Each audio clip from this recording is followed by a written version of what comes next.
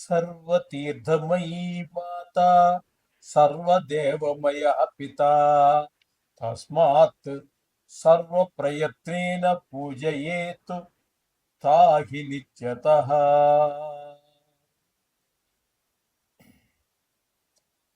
మాతృదేవో భవ పితృదేవో భవ.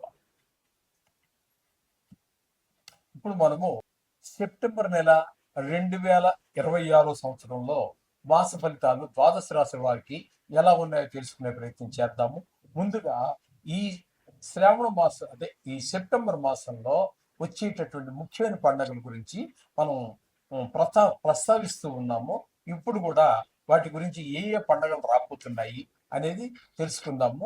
వాటి యొక్క ప్రాముఖ్యత తరువాత ఎపిసోడ్లో మనం ఆధ్యాత్మిక విషయాల్లో మనం చెప్పుకోవడం జరుగుతుంది. తప్పకుండా చెప్పుకుందాము. ఎందుకంటే పండగ చేసుకుంటున్నాము, ఏదో అల్లుడిని పిలుస్తున్నాము, ఇట్లా చేస్తున్నాము, కరెక్టే. అసలు ఆ పండగ ఏంటి, దాని ప్రాముఖ్యత ఏంటి అనేటట్టు తెలుసుకోవాల్సిన ఆవశ్యకత ఒక హిందువుగా తినడం మాత్రం మర్చిపోకుండా చేసుకుంటున్నాం. దానికి ఏమేం పిండి వంటలు చేసుకోవాలని చెప్పారో అవన్నీ చేసుకుంటున్నాం, కమ్మగా తింటున్నాము. ఓకే, దాని గురించి ఏం కాదు. అయితే ఆ పండగ ఎందుకు చేసుకుంటున్నాం అనేది తెలియకుండా పండగలు అనేవి పిండి వంటలు చేసుకుని తినటానికి కాదు, ఆ పండగ యొక్క ప్రాముఖ్యత తెలుసుకోవడం కోసం మనం ఖచ్చితంగా వీడియో చేసుకుందాం. రైట్. ఇప్పుడు మీకు 3వ తారీఖు సెప్టెంబర్ శ్రీకృష్ణాష్టమి, అంటే శ్రీకృష్ణుడు పుట్టినటువంటి పర్వదినం. అలాగే 9వ తారీఖు మాస శివరాత్రి, అంటే ఈశ్వరుడికి అభిషేకం మనం ప్రతి నెలలోనూ చేసేటటువంటిది. ఓకే, ఒక రకంగా చెప్పాలి అంటే మహాశివరాత్రితో సమానమైనటువంటిది, దగ్గరగా సమానమైనటువంటిది. అటువంటి మాస శివరాత్రి ప్రతి నెలలో వస్తుంది, అది 9వ తారీఖు. ఇకపోతే సంవత్సరానికి ఒకసారి వచ్చి అఖిల మొత్తం భారతదేశం అంతా మాత్రమే కాకుండా అనేక దేశాలలో కూడా, హిందువులు ఉన్నటువంటి దేశాల్లో చేసుకుంటున్నటువంటి మహా పవిత్రమైన పండగ వినాయక చవితి. అది 14వ తారీఖు సెప్టెంబర్. అలాగే దాని మరుసటి రోజే ఋషి పంచమి. ఈ ఋషి పంచమి అనేటటువంటిది మనం అందరూ దాన్ని అసలు ఇంచుమించుగా ఎవరు జరుపుకోవట్లేదు. కానీ దానికి ఉన్నటువంటి ఇంపార్టెన్స్, దానికి ఉన్నటువంటి ప్రాముఖ్యత గురించి కూడా మనం నెక్స్ట్ ఎపిసోడ్లో చేసుకుందాం. అది ఆధ్యాత్మిక విషయాల్లో చేసుకుందాం. అలాగే 27వ తారీఖు నుంచి మహాలయ పక్షాలు. ఇది కూడా సంవత్సరంలో ఒక్క 15 రోజులు మాత్రం వస్తుంది. అంటే చనిపోయినటువంటి మన వంశంలో మన రక్త సంబంధికులు అనాది కాలం నుంచి వస్తున్నటువంటి మన దేవతలు ఎవరైతే ఉన్నారో వారి అందరికీ కూడా ఒక శాశ్వత పుణ్యలోకాలు ఉండాలి అనేటటువంటి ఉద్దేశంతో మనం వాళ్ళకి ఈ మహాలయ పక్షం అనేటటువంటిది జరుపుతూ ఉంటాము. నిజానికి నేనే ఉన్నానండి, నేను మా తండ్రి గారికి నా భార్యకి మాత్రమే నేను పెట్టడానికి అర్హుండవుతాను. మిగతా మా అన్నలు చేసుకోవడానికి, మా మేనమావలు, మా మేనత్తలు, అలాగే మా అమ్మ తరపు వాళ్ళు, వీళ్ళెవ్వరికీ చేయడానికి నాకు అర్హత లేదు. కానీ వాళ్ళ పిల్లలు చేసుకుంటారు. కానీ ఇటువంటి మహాలయ పక్షాల్లోనూ, పుష్కరాలలోనూ, కొన్ని పవిత్ర క్షేత్రాల్లోనూ వీళ్ళందరికీ పెట్టేటటువంటి సాంప్రదాయం మన హిందూ సాంప్రదాయంలో చెప్పబడింది. కాబట్టి అటువంటి మన పెద్దలందరికీ కూడా అందరినీ తలుచుకునే ఒక కృతజ్ఞత తెలియపరుచుకునేటటువంటి అవకాశం ఈ మహాలయ పక్షాల్లో మనకి వస్తోంది. ఇవన్నీ కూడా సెప్టెంబర్ నెలలో వచ్చేటటువంటి ఇంపార్టెంట్ పండుగలు. వీటి గురించి మనం సెపరేట్గా తప్పకుండా మనం వీటిలో చెప్పుకుందాం. ఇదివరకు చెప్పేసినవి ఉన్నాయి. వినాయక చవితి ఉంది, 3-4 సంవత్సరాలు చెబుతూనే ఉన్నాం. అటువంటి దాన్ని వదిలిపెడదాం. ఎప్పుడు మనం టచ్ చేయనటువంటివి, ఎప్పుడు ముట్టుకోనటువంటివి, ఎప్పుడు చెప్పనటువంటివి ఏవైతే ఉన్నాయో ఆ విషయాన్ని మనం తప్పకుండా ప్రస్తావిద్దాం. ఆ విషయాలు మీరు తెలుసుకుని తీరాలి. మన పండగ పిండి వంటలు చేసుకుని తినడానికి, డప్పులు కొట్టేసి వాటి ముందు ఎగరడానికి కాదు. పండగ దేనికి వచ్చింది, దాని ప్రాముఖ్యత ఏంటనేది తెలుసుకోవాల్సిన బాధ్యత ప్రతి హిందూ మీద ఉంది. ఓకే, కుంభరాశి వారికి సెప్టెంబర్ నెల 2026 సంవత్సరం గోచార ఫలితాలు ఏ విధంగా ఉంటాయో సశాస్త్రీయంగా తెలుసుకునేటువంటి ప్రయత్నం చేద్దాము. కుంభరాశి వారికి జన్మంలోనే రాహు ఉండటం వల్ల బాగా చెడు ఆలోచనలు, చెడు ప్రవర్తన ఇవన్నీ వచ్చేటటువంటి అవకాశం ఉన్నది. అంతేకాకుండా రాహుగ్రహం విషకీటకాలకి వాటికి కూడా కారకత్వం ఉంది కాబట్టి దోమలు, బల్లులు, తేళ్ళు, జర్రులు, బొద్దింకలు ఇట్లాంటి విషక్రిముల వల్ల కూడా చాలా చికాకు కలిగేటట్టు వ్యవహారం అంతా కూడా ఈ నెల అంతా జరుగుతున్నది, కలుగుతుంది. ఇక వీళ్ళకి ద్వితీయ స్థానంలో శని వక్రగతిలో సంచరిస్తున్నాడు. వక్రగతి వల్ల ప్రత్యేక ఫలితాలు లేకపోయినప్పటికీ ఈ కుంభరాశి వారికి కూడా ఏలినాటి శని జరుగుతున్నది. అంటే కుంభరాశికి ద్వితీయ స్థానం అయినటువంటి మీనంలో, అంచేత ద్వితీయ స్థానం ధనస్థానము, వాక్స్థానము, కుటుంబ స్థానము కాబట్టి ఈ డబ్బులకి కొంచెం ఇబ్బంది పడేటటువంటి పరిస్థితి ఉంటుంది. అలాగే మాటలో కఠినత్వం ఉంటుంది. అలాగే కుటుంబంలో కూడా ఆహ్లాదకరమైనటువంటి పరిస్థితులు ఉండవు. కొంచెం అంతా ఇబ్బందికరంగా ఉన్నట్టుగా ఉంటుంది. ఈ విధమైన ఫలితాలన్నీ కూడా ద్వితీయ స్థానంలో శని సంచారం వల్ల ఏర్పడుతూ ఉంటాయి. ఇకపోతే పంచమ స్థానంలో కుజుడి యొక్క సంచారం 18వ తారీఖు వరకు జరుగుతూ ఉన్నది. 18వ తారీఖు వరకు కుజుని యొక్క సంచారం జరుగుతుంది. 18వ తారీఖు వరకు పంచమ స్థానంలో ఉండటం వలన సంతానం మీద, వారి చదువు మీద, వారి ఆరోగ్యం మీద, వారి దెబ్బలు తగలటము, కొన్ని సందర్భాల్లో వయసును బట్టి చెడు స్నేహాలు చేయటము లాంటి ఫలితాలన్నీ ఏర్పడేటటువంటి అవకాశం ఉన్నది. ఇకపోతే 6వ స్థానం అదే కుజుడు 18వ తారీఖు తర్వాత నుంచి 12 రోజుల పాటు 6వ స్థానంలో సంచారం. ఈ 6వ స్థానంలో సంచారం మాత్రం మంచి ఫలితాలు ఇస్తుంది. ఆరోగ్యం బాగుంటుంది, అప్పులుంటే తీర్చేయగలుగుతారు, అప్పు కోసం ప్రయత్నిస్తే దొరుకుతుంది.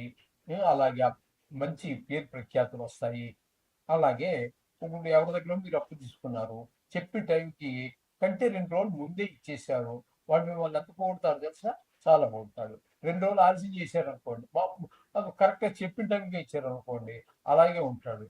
చెప్పిన తర్వాత ఒక 2 నెలలు లేట్ చేశారు అనుకోండి, వాడు మనని మొత్తం బరువు తీసి వీధిలో పెట్టేస్తాడు. అందుచేత మనం టైంకి ఇవ్వటం ద్వారా తీసుకున్నటువంటి అప్పులు అవి తీర్చేయటం, ఇట్లాంటి వాటి ద్వారా మనకి కుజుడు 6వ స్థానంలో ఉండటం మూలంగా మనకి మంచి పేరు ప్రఖ్యాతులు వచ్చేటువంటి అవకాశం. మంచివాడు ఇంతని 10,000 అప్పిచ్చాం కదా, 20,000 ధైర్యంగా నమ్మివచ్చు అనే ఒక అభిప్రాయం ఏర్పడుతుంది మిగిలిన అప్పిచ్చినటువంటి వాడికి. ఈ విధమైన పరిస్థితులన్నీ కుజుడు 6వ స్థానం సంచారం వల్ల కలుగుతూ ఉంటాయి. ఇకపోతే బుధుని యొక్క సంచారం కనుక మనం తీసుకున్నట్టయితే 7వ స్థానంలో బుధుని యొక్క సంచారం ఒక 7 రోజుల పాటు జరుగుతున్నది. తదుపరి బుధుని యొక్క సంచారం 23 రోజులు 8వ స్థానంలో జరుగుతున్నది.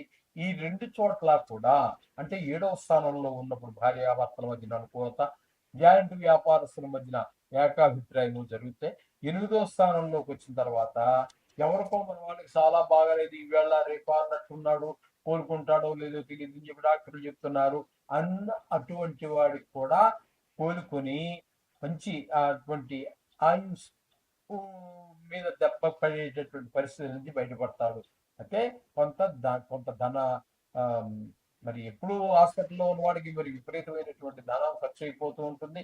అటువంటివి ఏమి లేకుండా ఉంటుంది.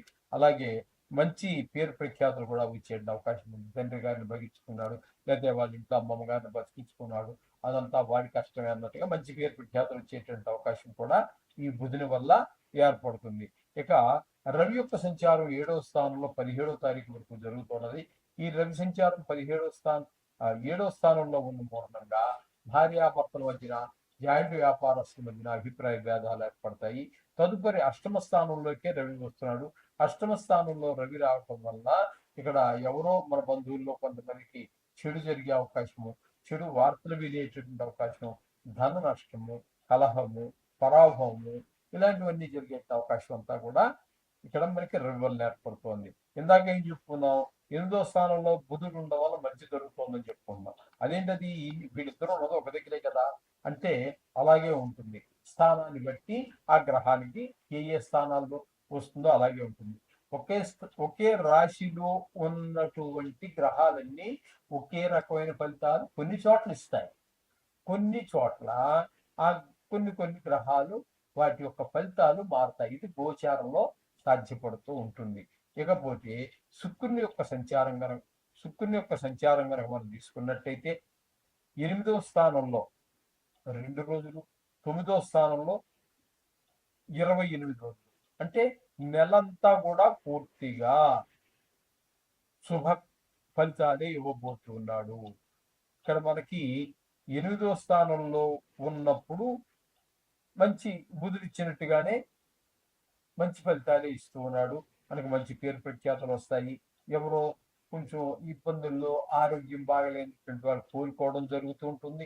అలాగే అక్కడి నుంచి భాగ్యస్థానంలోకి వచ్చిన తర్వాత మనకి ఇక్కడ తండ్రి గారి ఆరోగ్యం బాగుండటము, వాహన సౌఖ్యము, గుళ్ళు గోపురాలు తిరగటము, దేవుడి దగ్గరికి వెళ్ళి అనుకోకుండా దైవ దర్శనానికి వెళ్ళటము, అక్కడ కూడా చాలా సంతృప్తికరంగా మనకు దర్శనం జరగటము, ఇవన్నీ ఒక మనసు ఒక దర్శనం చేసుకున్నాము, దేవుడి అనుగ్రహం లభించింది అనేటటువంటి ఒక భావనలో మనసు అత్యంత ఉల్లాసంగా ఉత్సాహంగా ఉండటం ఇవన్నీ కూడా మనకి జరిగే అవకాశం భాగ్యస్థానంలో శుక్రుడు గ్రహం వల్ల ఏర్పడుతూ ఉంటుంది. అలాగే ఇక్కడ మనకి శుక్రుడు 2 చోట్ల మొత్తం నెలంతా అనుకూలమైనటువంటి పరిస్థితిలో భాగ్యస్థానంలో కూడా ఉన్నాడు కాబట్టి షేర్ మార్కెట్ లో పెట్టుబడి పెట్టేవాళ్ళు ఏ విధమైనటువంటి సంశయం లేకుండా పెట్టవచ్చు. అంటే అలా అని చెప్పేసి గుడ్డిగా అని కాదు, సంశయం లేకుండా అంటే మీ మీ లెక్కలు మీకు ఉంటాయి, దాని మీద మీకు అవగాహన ఉంటుంది, కొంతకాలంగా చేస్తూ ఉంటారు కాబట్టి అవన్నీ చూసుకుని చక్కగా పెట్టుబడి పెట్టవచ్చు. అలాగే కళారంగంలో ఉన్నటువంటి వారు సినిమా నటులు కావచ్చు, మామూలుగా టీవీలో ఫీల్డ్లో ఉన్నవాళ్ళు, ఈ యూట్యూబ్ వాటిలో ఉన్నవాళ్ళు, వీళ్ళందరికీ కూడా చాలా అనుకూలమైనటువంటి కాలంగా శుక్రుడు ఆ ఫలితాలు ఇవ్వబోతూ ఉన్నాడు. ఈ విధమైనటువంటి గ్రహచారం అంతా కూడా కుంభరాశి వారికి కనిపిస్తుంది. ఇప్పటి వరకు మనం ఒక్కొక్క గ్రహం గురించి పాక్షికంగా చెప్పుకున్నాం, 2 రాశుల్లో ఉంటే 2 రాశుల ఫలితాలు చెప్పుకున్నాం.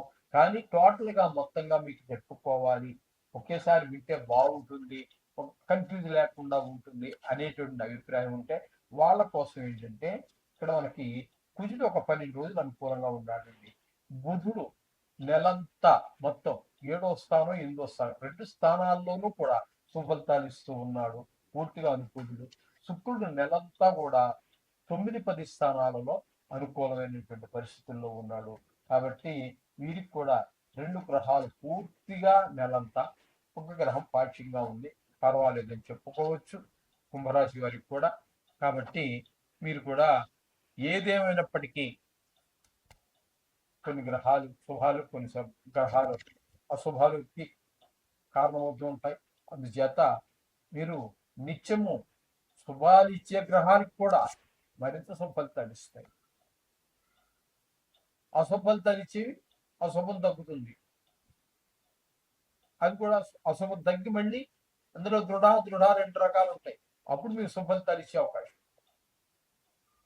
చేత నవగ్రహాలు అనేటటువంటి మీ నిత్య జీవితంలో నిత్య పూజలో ఒక 2 నిమిషాలు నవగ్రహాలదే. మనకు ఉన్నటువంటి 24 గంటలు, 24 గంటలు ఇంటూ 6 60 నిమిషాలు. అందులో 2 నిమిషాలు మనం ఖర్చు పెట్టలేమా? ఎవరి కోసం? ఎవరి కోసం కాదే, మన కోసమే కదా. తప్పకుండా ఖర్చు పెట్టండి, నా మాట వినండి, జీవితాలు బాగు చేసుకోండి. శుభం భూయాలు.